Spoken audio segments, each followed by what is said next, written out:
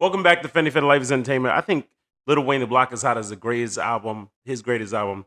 If you like the content, hit the subscribe button.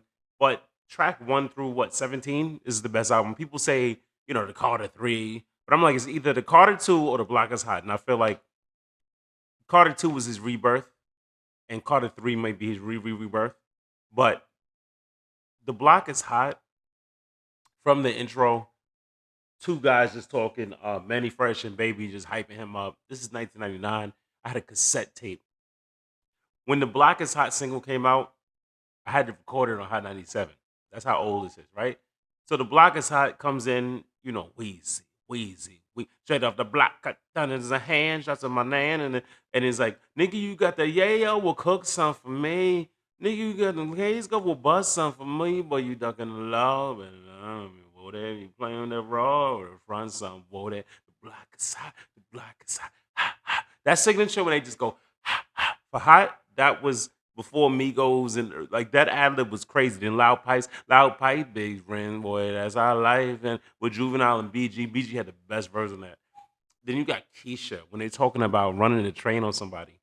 Who makes songs like this? And then they talking about everybody's different experience about Keisha.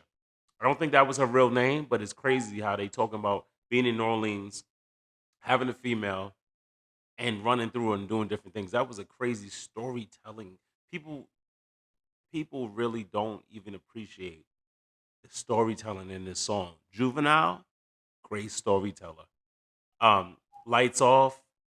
After the word, he said, I don't curse, but in his verse, man, fuck the world. Because remember, in this album, he didn't really curse a lot. He was like, I think he was 17 at the time. Remember Me with BG, Respect Us, had like a Latin type beat, Drop It Like It's Hot, which was the coin phrase from the back the thing up at the end of the record where everyone was hyped, like drop it like it's hot, drop it like it's hot. So used so much, you know, even to this day, Young Player with Big Times, Enemy Turf with Juvenile, Not Like Me, Come On BG, You Want War. You understand this is one of the first YNs.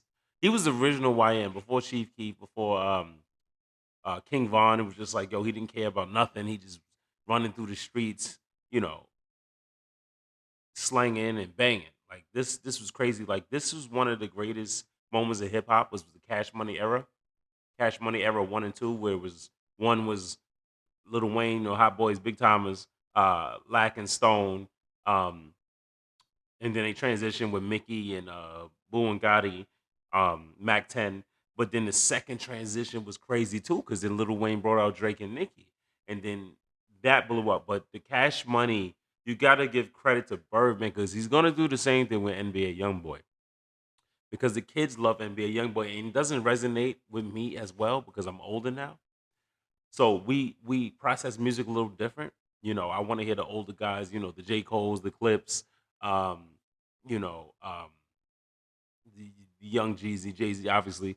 Um, but this still hits home to me. The old music, the new music. Lil Wayne is one of the greatest writers of all time. His pen game was crazy from like 12, 13 years old. And then it just enhanced and he just became the superstar. But he was always a superstar in my eyes. I was like, I wanted to be on Cash Money. He made you, an artist has impact when he influences the youth and they want to be like them. I wanted braids. I wanted gold teeth. I didn't get braids. I got the gold teeth. I got the chain, fake chain, whatever. But I felt like I was part of Cash Money. I was like, yo, if I ever made it in the rap game, I want to be on Cash Money. I want the chain. I want the PT Cruise. I want to hop out of helicopters. I want 4 watches on. Ridiculous shit. But I loved it. And this was one of the greatest ever. But The Block is Hot is such a memorable classic album. People do not appreciate it. But if you were born in this time, if you were YN at this time, you were growing up a teenager, you will appreciate this album. This album has so many gems. It has so much messages. It's not just a Cash Money street album talking about slanging and banging. It has so much depth. He talked about killing himself. He talking about how he shot himself. He talked about having a kid so young, losing his father so young, getting adopted by Birdman. This album goes crazy. There's so much meaning and substance. If you haven't listened to it, you need to listen to it. Because people talk about the Carter 3 and all of this, and Carter 4, 5, 6, 7. I don't even know what he's up to, and No Ceilings and the Drought. Listen to The Block is Hot. Every rapper's first album, for the most part, is their best album. and this is one of the greatest.